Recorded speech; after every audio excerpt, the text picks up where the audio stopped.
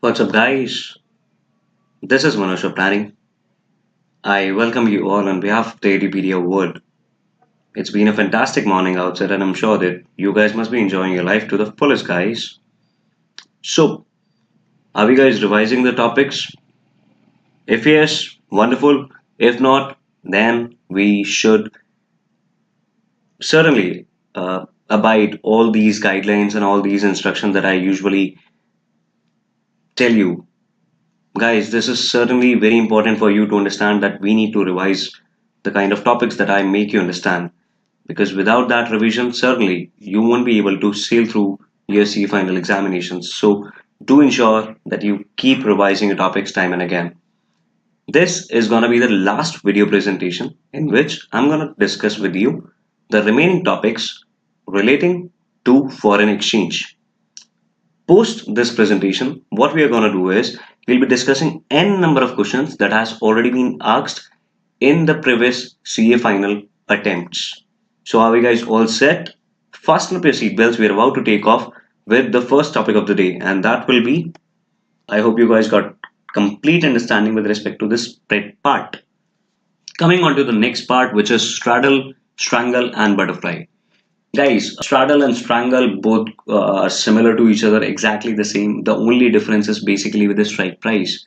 Straddle is an option, is a kind of strategy which involves buying a call and buying a put, okay, at the same currency with the same strike price. Okay, each and everything will be same currency will be there, same strike price will be there, and same expiration date will be there. So you'll be buying a call option and you'll also be basically buying a put option at the same time. Now, why would a person land up into this kind of situation wherein he is actually buying a call option and at the same similar time simultaneously he is also buying a put option?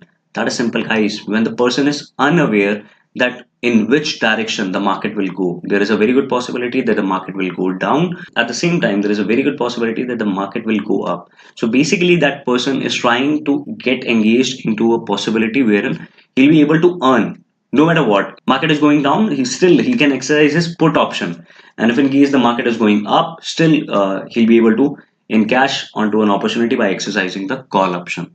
So this is all about straddle. Okay, the long and the short position is as simple as that. Long straddle means you are buying the straddle position. Short basically will be like you're selling the straddle option to another person. In case of strangle, each and everything is very same with respect to straddle. The only difference is basically with the strike price.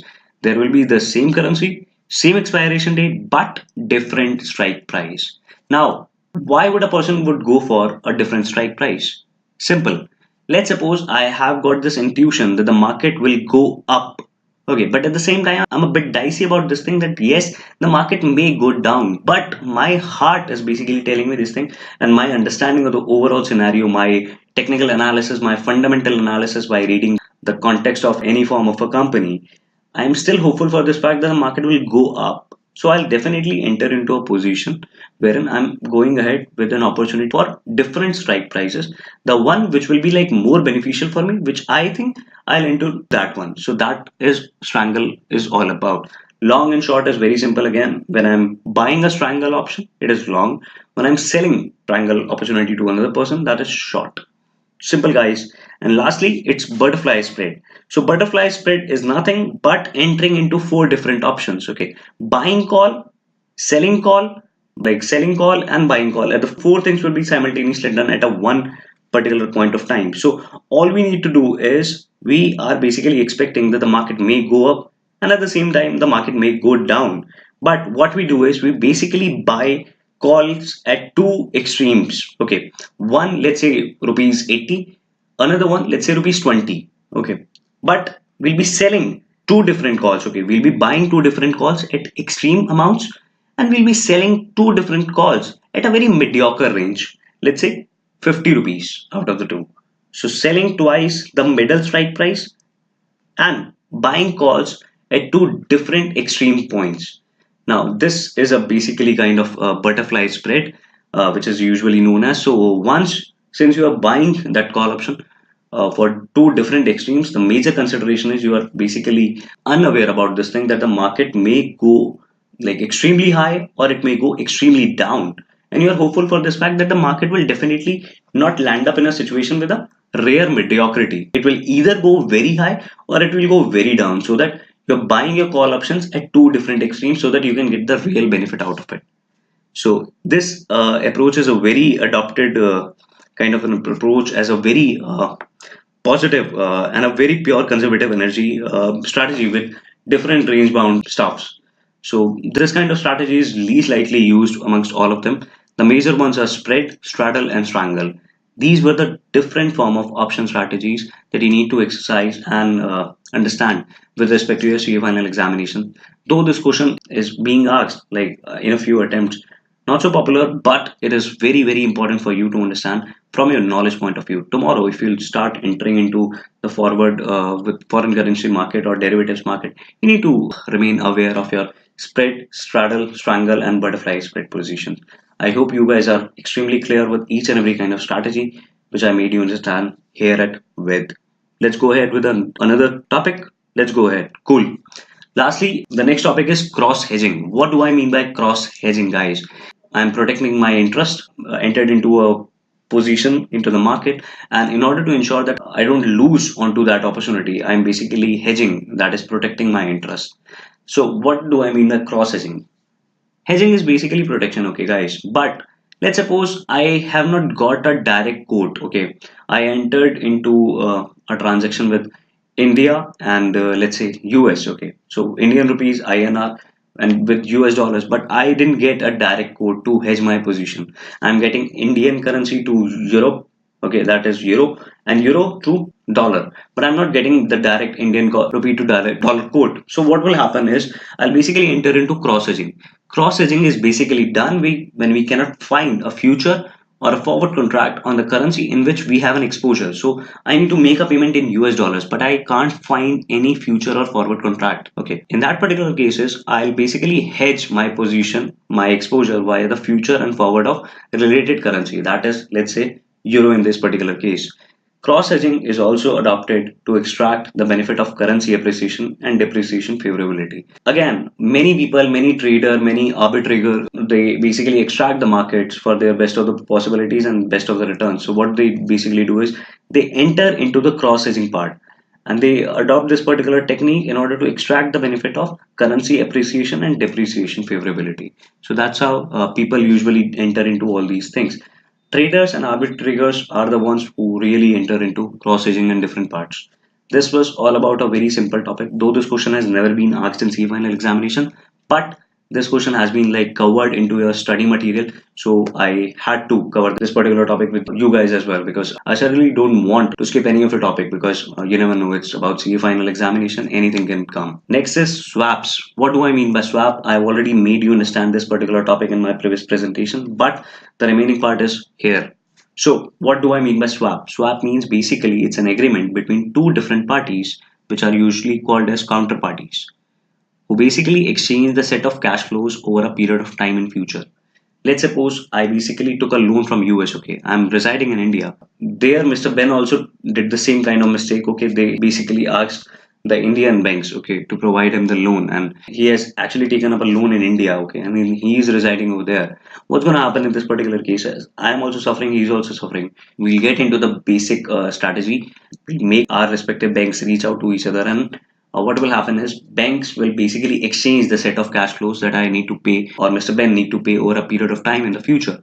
So my loan will be like being paid by Mr. Ben in USA and his loan will be paid by me in India. Okay, that is what a swap basically is all about. Now there are two different type of swaps. Okay, one is currency swap, another one is interest rate swap. I'll basically make you understand both of them one by one. So what's going to happen in case of currency swap is, guys, one party basically holds an asset in one currency and desires to hold it in another currency. So again, that was the same example. Mr. Ben is having his loan in India. I am having my loan in US. So I just badly wanted to make the payment in Indian rupees so that I don't get into the conflicts of foreign currency and exchange rates problem. And at the same time, Mr. Ben is also focusing on the same thing. He just wants to make the payment in US dollars. Simple. So in a currency swap, one party holds the asset in one currency and desires to hold it in another currency. In case of a plain vanilla currency swap, it basically is divided into three different set of cash flows. All you need to remember is at the start of the swap, the counterparties basically they exchange their principal amount. Okay, Mr. Ben provided me his principal. I basically provided him my principal, and then the counterparties will make the periodic interest payments to each other during the life of the swap agreement.